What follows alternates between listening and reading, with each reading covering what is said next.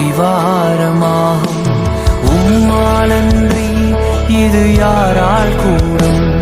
பெரும் கோடும் கையும் இரு பரிவாரமாகும்.